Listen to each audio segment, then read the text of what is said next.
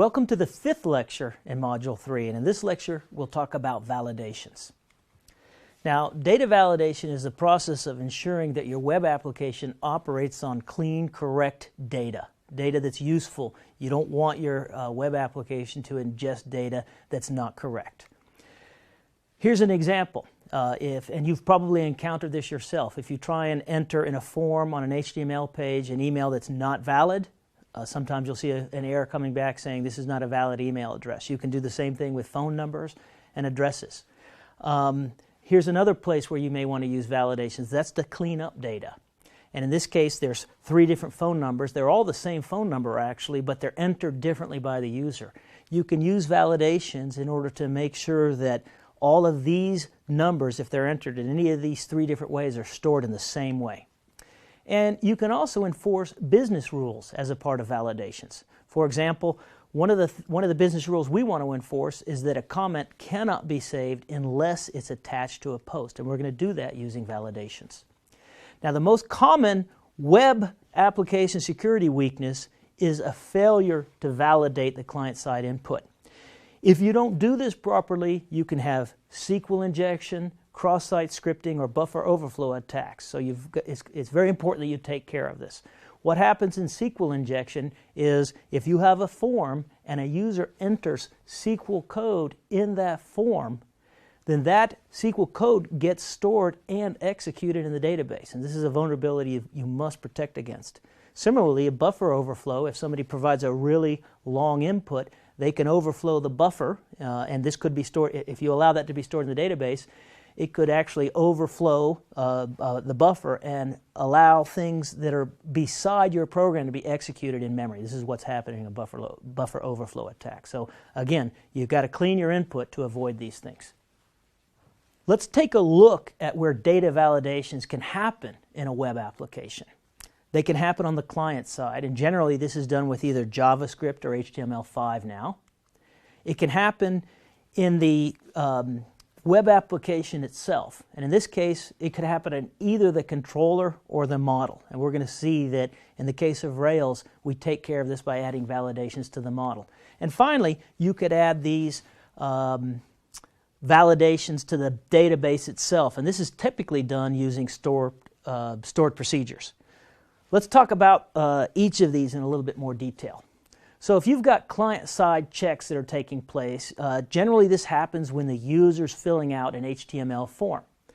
And quite typically this is done by using JavaScript, and the JavaScript runs in the browser and checks that the inputs are valid. With HTML5, we can do additional checking now because we have new types in HTML5. For example, there's a type for email and other types that you can define, and if it doesn't look like it's a valid email, HTML5 will catch that for you.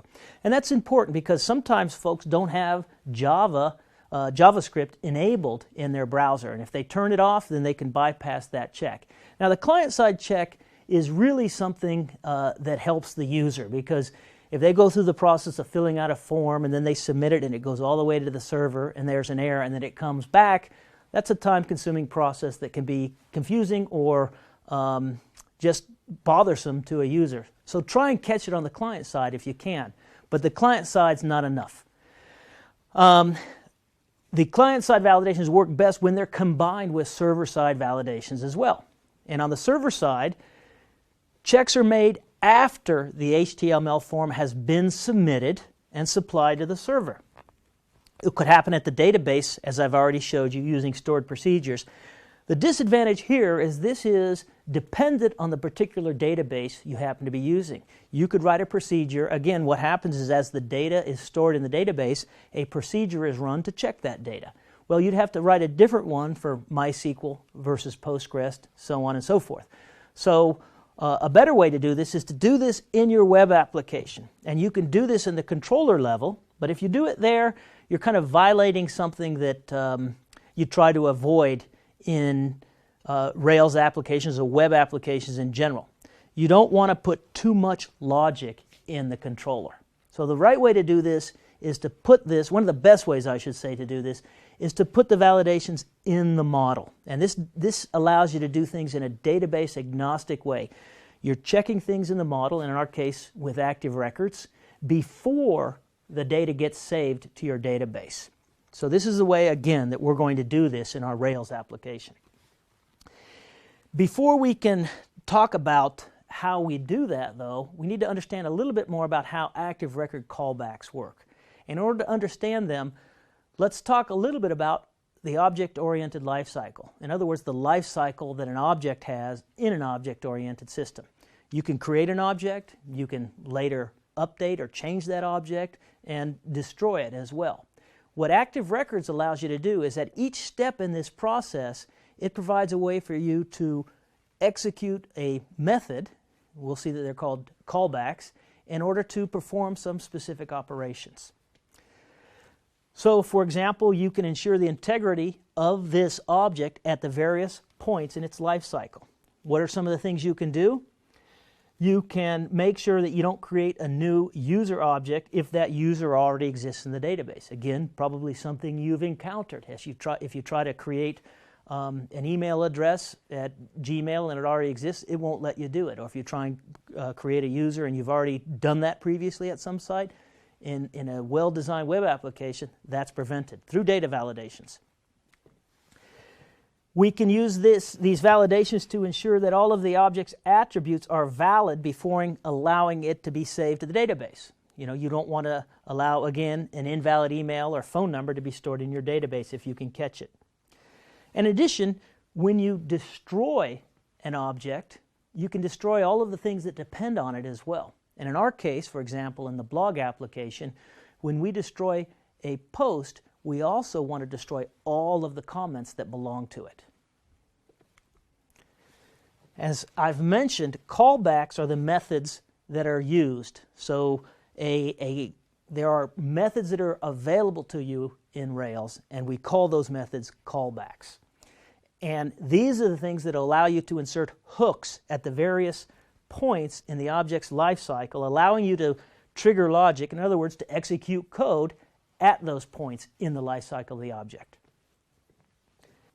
So the specific type of callback that we're going to use is called a validation in Rails. And this, again, is used to ensure that only valid data is stored in your database.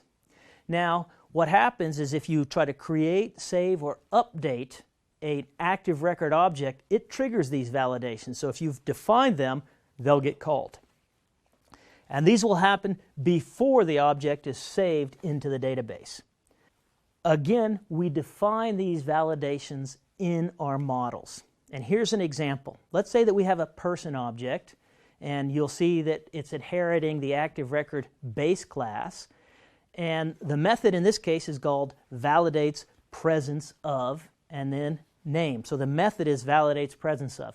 What this does is, unless the name attribute is provided, the person object will not be stored in the database.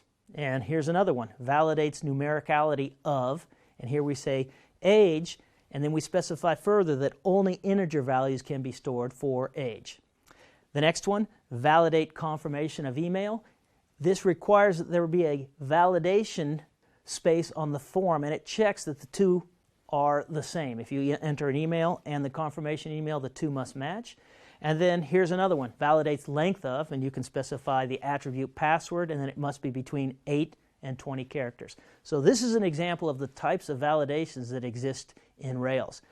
Let's add some to our blog application. To add validations to our blog application, let's first open up the post model. And we've already taken care of, in the previous module, we took care of this notion that if you're going to delete a post, you should also delete all of the comments that go along with it. So now let's add the additional validations. I'm not going to let a post get saved unless it has a title and a body. And that's what these two lines of code do. Validate presence of title and validate presence of body. Let's save that. And now in the comments, we want to do something similar. Specifically, we want to add validations that make sure that there's always a post ID and always a body associated with our comments. Let's save that and now open up the browser and let's see what happens if we try to save one of these without any of these elements. We need to start the server and then I'll open up the browser.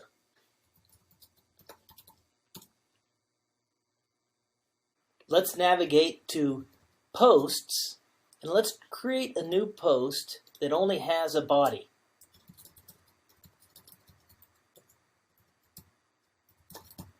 And when we try to create that post, we'll see that Rails automatically generates an error for us due to the validation that we added to the model. And it's very nice because we chose validates presence of, it knows that it should use an error message that says the title can't be blank, and it even highlights the field that is having the problem, the title field. Rails, again, provides these types of error checks for you automatically if you add these validations to your models.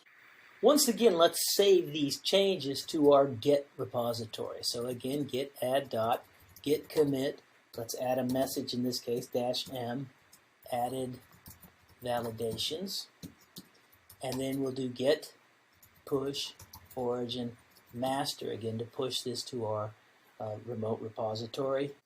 And if we go back to our Bitbucket repository now, we see that the validations commit has now been added to our repository as well.